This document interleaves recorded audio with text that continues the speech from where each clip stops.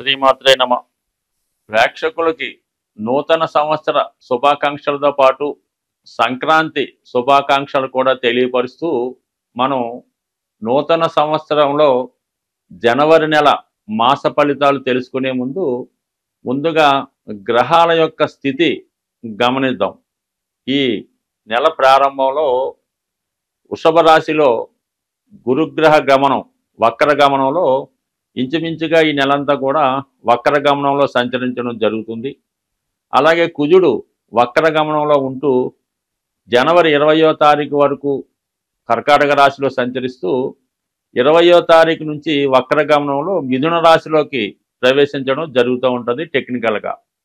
అలాగే 6వ స్థానంలో కేతుగ్రహం, అష్టమ స్థానంలో మరి బుధగ్రహం అంటే వృశ్చిక రాశిలో బుధుడు సంచరిస్తూ జనవరి 4వ తారీఖున ధనుసు రాశిలోకి ప్రవేశించడం జరుగుతూ ఉంటుంది.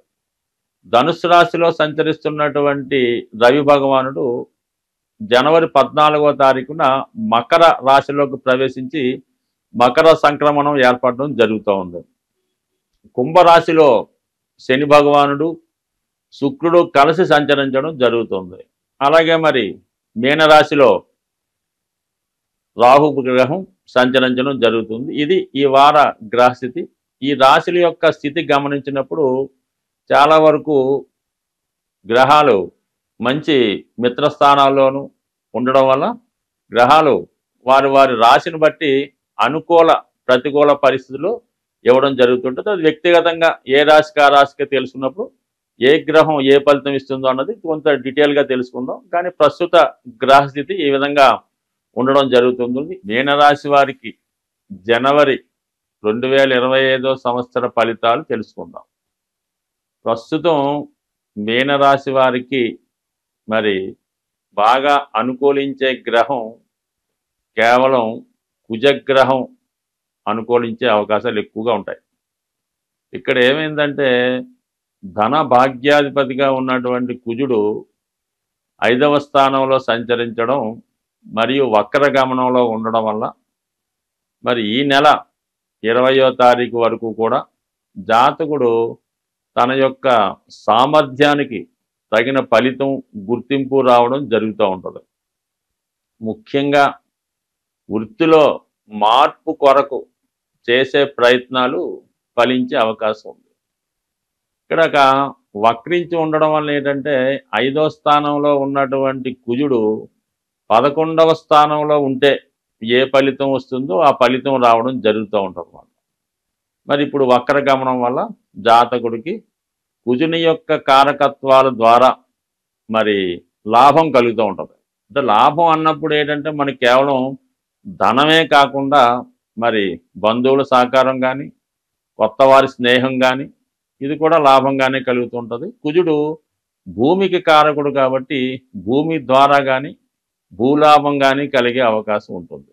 మరి ఈ కారణం వల్ల మరి మీనరాశి వారికి స్థిరాస్తి యొక్క విలువ పెరగడం వల్ల మీ యొక్క సంపద పెరుగుతూ ఉంటుంది. దాని మీద వచ్చే ఆదాయం కూడా పెరుగుతూ ఉంటుంది.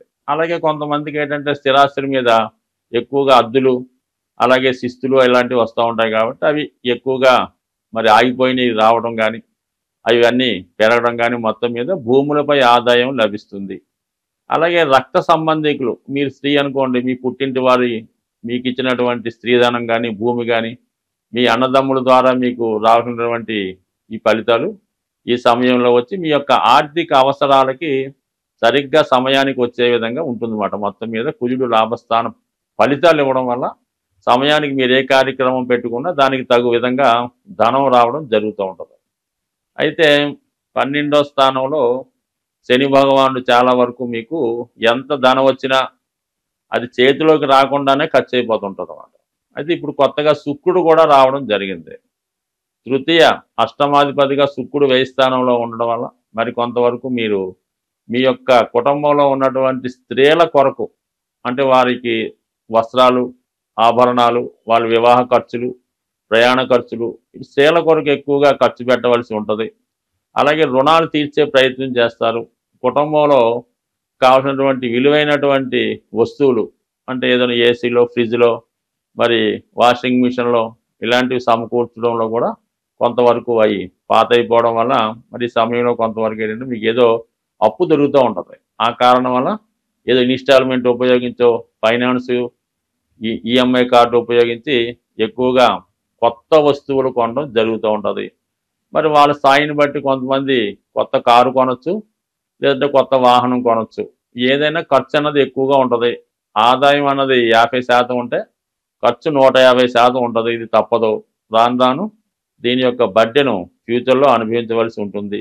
బట్ కానీ ధైర్యం మాత్రం ఉంటుంది. ఏదైనా మనం తీర్చగలనే పర్లేదు అన్న విషయంతో మీరు ధనాన్ని వెచ్చిస్తూ ఉంటారు. ముఖ్యంగా మరి ప్రస్తుతం జనవరి 14 దాకా దశమ స్థానంలో రవి దిగ్బలుడై ఉండడం వల్ల వృత్తిలో కొంత అభివృద్ధి కనబడుతూ ఉంటుంది. చాలా నిష్పక్షపాతంగా స్ట్రిక్ట్గా వ్యవహరిస్తుంటారు. దీని యొక్క ఫలితం మనకి జనవరి 14 తర్వాత రవి లాభస్థానంలోకి రావడం వల్ల అనూహ్యంగా వృత్తిలో ఆదాయం పెరుగుతుంది. రావాల్సిన ప్రమోషన్ వస్తుంది. అధికారులు సహకరిస్తారు. అదనపు ఆదాయం కూడా లభించే అవకాశం ఉంది. చేపట్టిన ప్రతి పని విజయవంతంగా ఉంటుందన్నమాట. ఎందుకంటే ఒక పక్క రవి లాభస్థానంలోకి రావడం, కుజుడు లాభాన్ని వీక్షించడం, ఇవన్నీ కూడా మరి ఏ రంగంలో ఉన్న వారికైనా అదనపు ఆదాయం లభిస్తూ ఉంటుంది. మీరు ఒక 10,000 వస్తుంది అనుకుంటే 50,000 వచ్చే విధంగా ఆదాయం ఉంటుంది.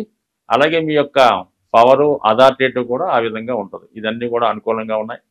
అయితే ఇవన్నీ బాగున్నప్పటికీ కూడా రాశిలో ఉన్నటువంటి రాహు జాతకుడికి ఎప్పుడైతే ధనం చేతికి వస్తుందో అనవసరమైనటువంటి ఆలోచనలు వస్తూ ఉంటాయన్నమాట. అంటే ఏదన్నా కొద్దిగా మన సంస్కృతి వ్యతిరేకంగా ఏదైనా జోదమో పేకాటం ఆన్లైన్ గేమ్స్ మీదకు ఆసక్తి కలగడం, ఏదో బార్ అండ్ రెస్టారెంట్కు వెళ్దామని ఆలోచించడం, ఇలాగ కొన్ని అసాంఘిక కార్యక్రమాలు లాంటివి రావడం, అటువంటి మిత్రులు తారసపడటం, వారి మాట విని మొగమాటం కొద్దీ వాళ్ళతో మీరు ఎంటర్టైన్మెంట్ కొరకు పాల్గొనడం, కొంత అది ఏంటంటే ఫ్యూచర్లో అది ఆరోగ్యానికి ఇబ్బంది కలుగుద్ది, కొంత మీ యొక్క మంచి నేమ్కి ఇబ్బంది కలుగుతూ ఉంటుంది. కాబట్టి సాధ్యమైనంత వరకు మరి ఈ సమయంలో మీరు ఏదైనా ఖర్చు పెట్టండి పర్లేదు, కానీ ఇటువంటి అసాంఘిక కార్యక్రమాలు, వ్యభిచారం, జోదం వాటికి మాత్రం 100% దూరంగా ఉంటే మంచిది. బట్ ఏదైనా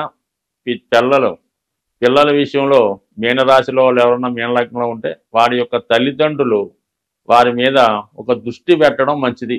తర్వాత చేసేది ఏమీ లేదు. కాబట్టి సాధ్యమైనంత వరకు ఈ విషయంలో జాగ్రత్త పడితే మొత్తం రాబోయే అన్ని గ్రహాలు అనుకూలంగా ఉన్నాయి.